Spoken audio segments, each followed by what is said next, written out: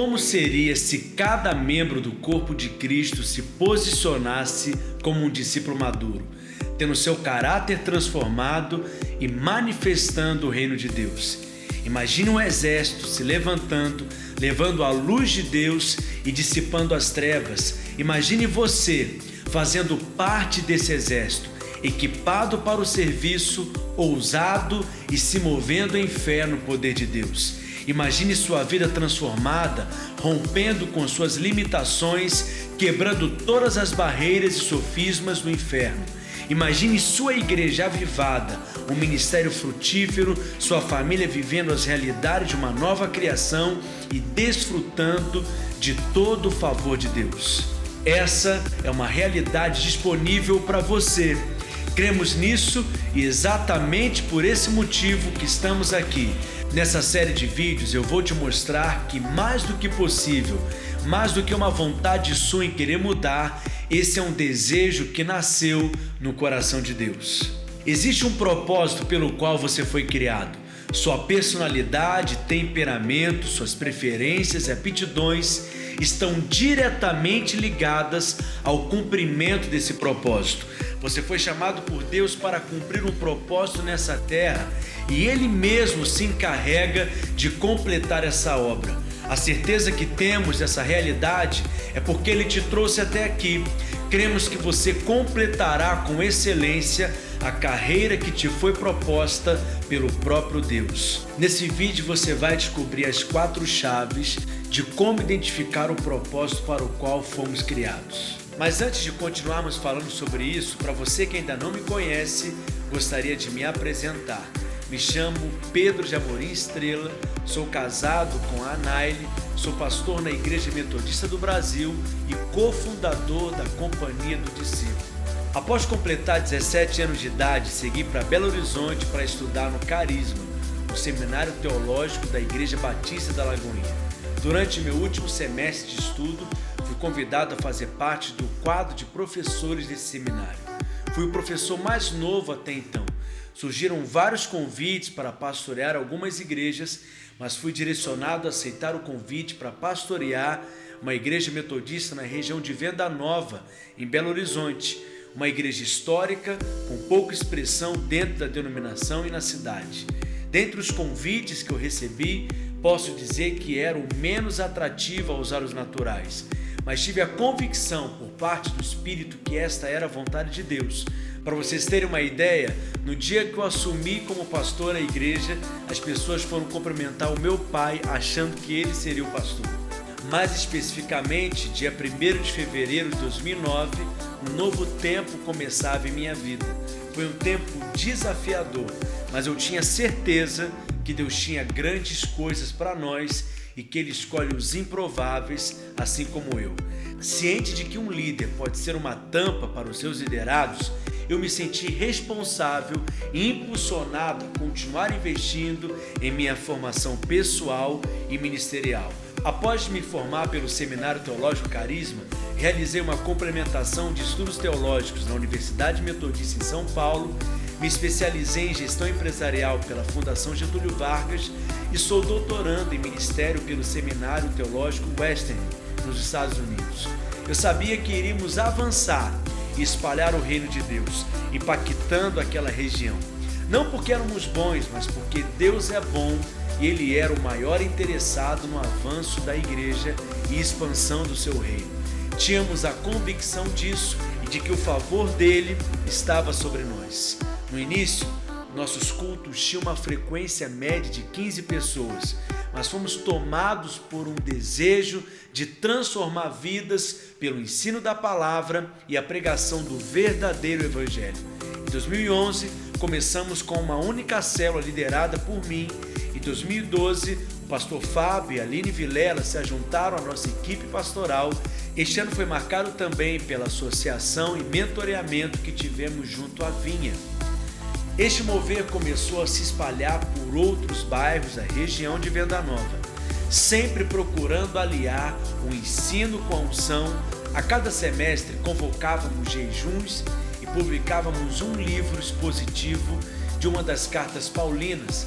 Foram 21 dias de jejum estudando a Epístola de Gálatas, por meio do livro Desfrutando do Favor de Deus, 21 dias estudando 1 Coríntios por meio do livro Rumo à Maturidade Espiritual, 21 dias estudando o livro de Efésios por meio do livro Ativando o Corpo de Cristo, 21 dias estudando a Epístola também aos Romanos por meio do livro Desvendando as Riquezas do Evangelho e 40 dias por uma explosão estudando o livro de Atos. Em 2014, eventos como Renovo foram criados. Em 2015 foi o ano da concretização e consolidação da visão, onde espalhamos por toda a região metropolitana de Belo Horizonte, Ribeirão das Neves, Santa Luzia, Lagoa Santa, Vespasiano, São José da Lapa e Nova Lima. Hoje possuímos mais de 24 projetos de plantação e revitalização de igrejas e já nos espalhamos pelo Brasil, nas cidades de Salinópolis, no Pará, Cruzeiro do Sul, no Acre. Hoje nossas células já chegaram no Japão, Portugal e Estados Unidos. Igrejas fortes estão sendo geradas nas nações e hoje somos uma igreja de milhares e isso é apenas o começo. Não estamos vivendo tudo isso porque temos algo de especial ou somos melhores do que alguém de forma alguma, apenas encontramos o lugar do propósito. Uma das experiências mais maravilhosas que podemos ter na vida é descobrir que existe um propósito para vivermos. Pior do que morrer é viver uma vida sem propósito. Se você não descobriu esse propósito ou ainda não entrou nele, com certeza ainda não conheceu o melhor de Deus para a sua vida. Viver fora do propósito de Deus é um desperdício. Nascemos para um grande propósito divino. É nesse lugar que nos satisfazemos. É nesse território que somos felizes e que mais frutificamos. Deus criou nada por criar e não permitiu que você viesse a existir acidentalmente. O salmista nos afirma que Deus formou o nosso interior. Quando sua mãe o gestava, Deus formava não apenas seu corpo, mas também sua personalidade, sua identidade. Eu e você não fomos frutos do acaso e somos mais do que o resultado da união física entre os nossos pais. Quando conhecemos esse propósito que requereu o nosso nascimento, uma fé viva e cheia de disposição enche o nosso coração, porque não há nada que nos motive mais do que descobrir o porquê do nosso nascimento, o motivo de estarmos aqui. É como ser um peixe dentro de água, é estar em harmonia consigo mesmo, é ter realização existencial. O propósito de Deus é maior do que você e antecede o seu nascimento.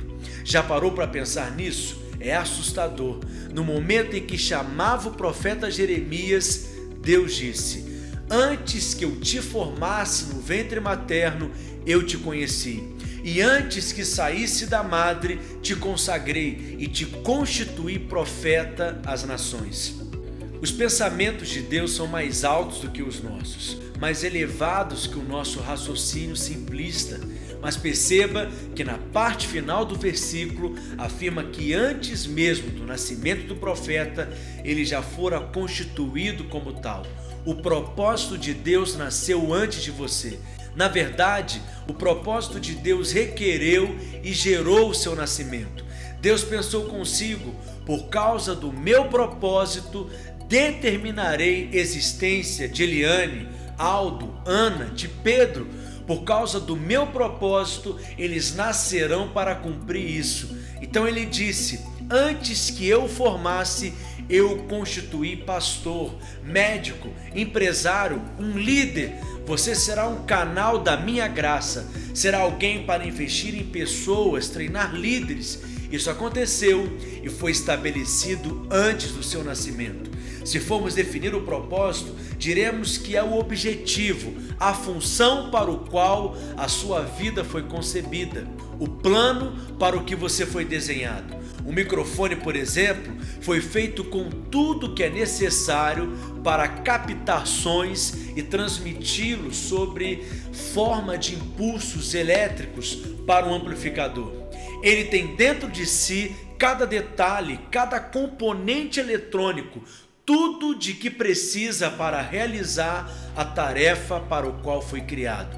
Se em vez de um microfone eu tomasse um abridor de latas e tentasse usá-lo para captar e transmitir sons, esse abridor seria o objeto mais infeliz, frustrado e incompetente de que teria notícia.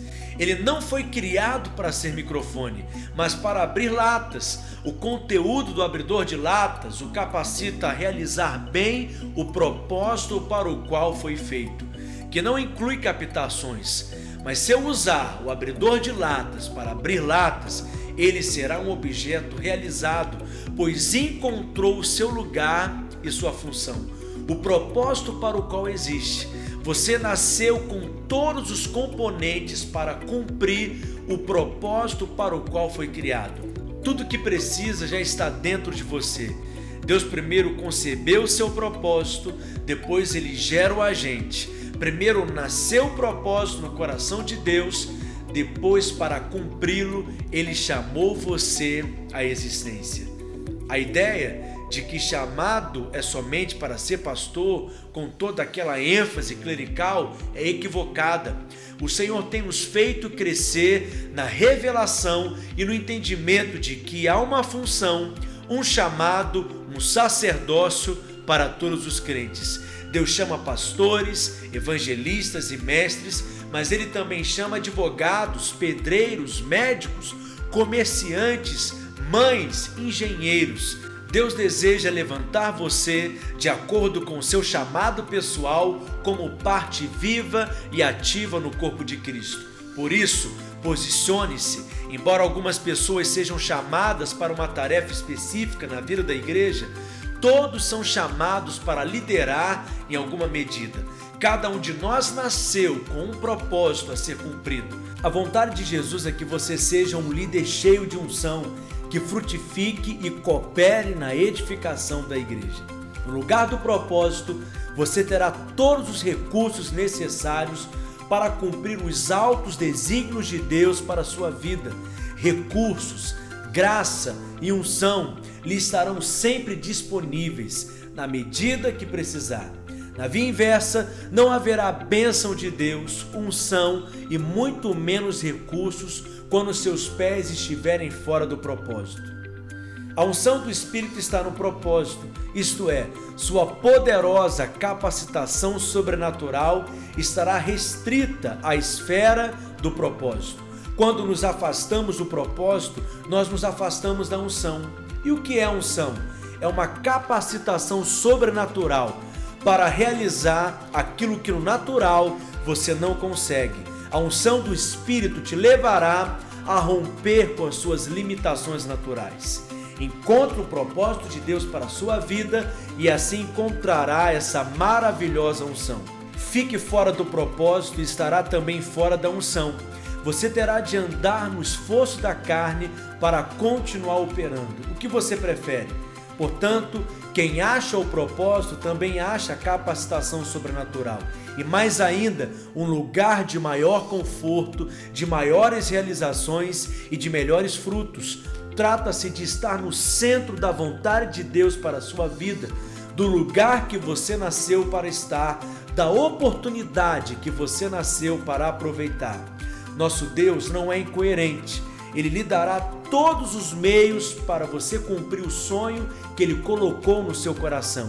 Se você pedir a Deus que lhe dê os instrumentos, as ferramentas, as pessoas, os recursos, as estratégias, a visão e a capacitação para realizar seus altos desígnios, a seu tempo, tudo virá às suas mãos.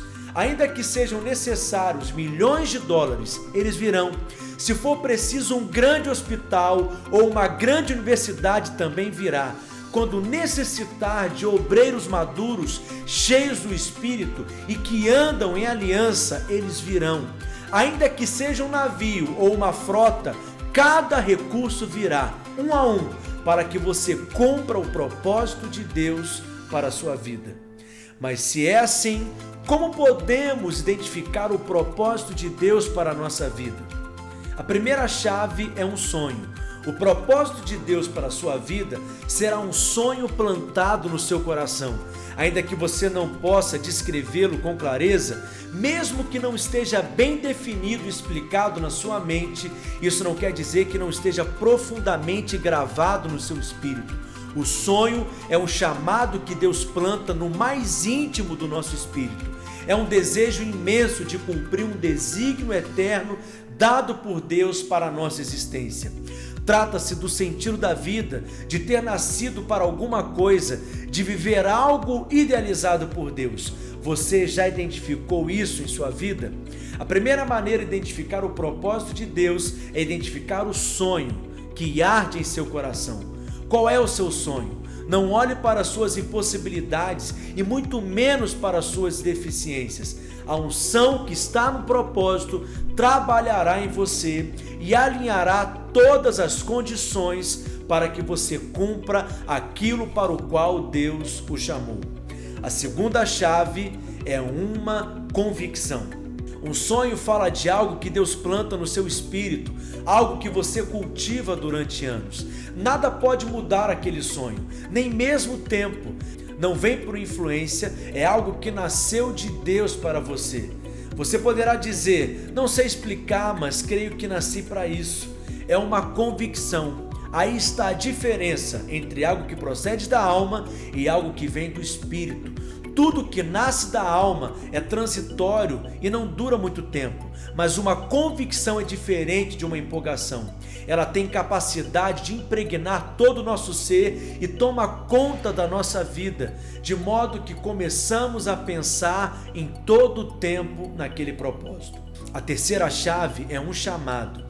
A terceira chave para descobrir o propósito profético é conhecer o chamado de Deus para a nossa vida.